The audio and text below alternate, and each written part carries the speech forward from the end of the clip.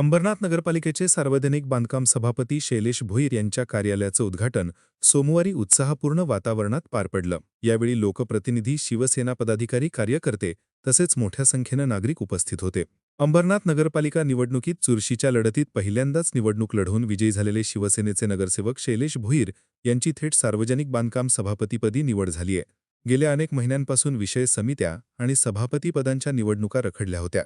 अखेर त्या पार पडल्यानं पालिकेच्या कामकाजाला गती मिळणार असल्याचे बोलले जात आहे।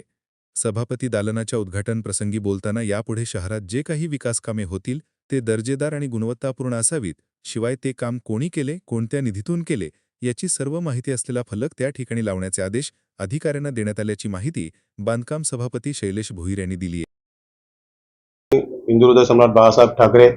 धर्मवीर आनंदी दिघे साहेब, महाराष्ट्राचे उपमुख्यमंत्री एकनाथजी शिंदे साहेब,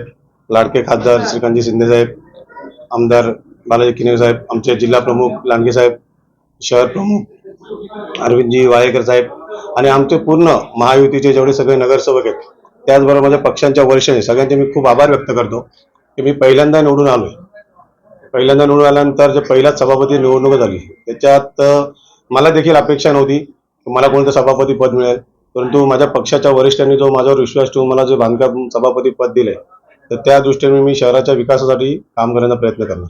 आपण पहिल्यांदाच निवडून आलाय असं सांगितलं, एक मोठी जबाबदारी आपल्याला मिळते, शहरासाठी काय विजन आपलं? हो निश्चितच, कारण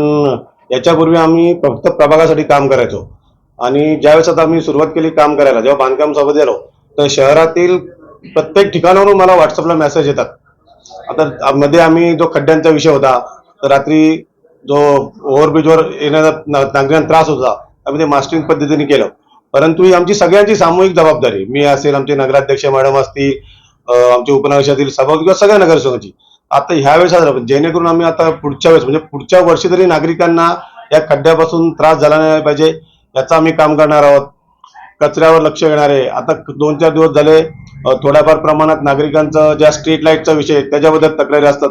जेणेकरून ज्या सर्वसामान्य नागरिकांना ज्या मुख्य करून ज्या भेडसावणाऱ्या गोष्टी आहेत त्या आम्ही प्रायोगिक म्हणजे मुख्य तत्वावर ते काम करण्याचा प्रयत्न करणार आहे आणि त्यांना दिलासा देण्याचा होणार।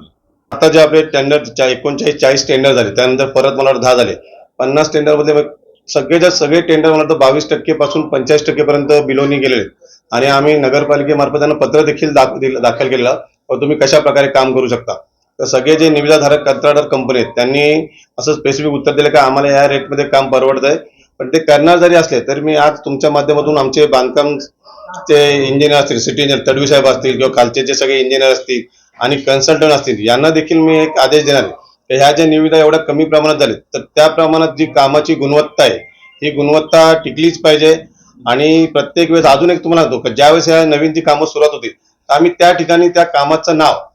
काम करणारी कंपनी आणि तुम्ही किती टक्के बिलोनी काम केलं याचा एक फलक देखील लावणार, कारण जेणेकरून तिथल्या सगळ्या नागरिकांना समजलं पाहिजे की हे आपल्या वार्डातला हा रस्ता आहे आणि या रस्त्याची अशी प्रोसेस आहे आणि हे काम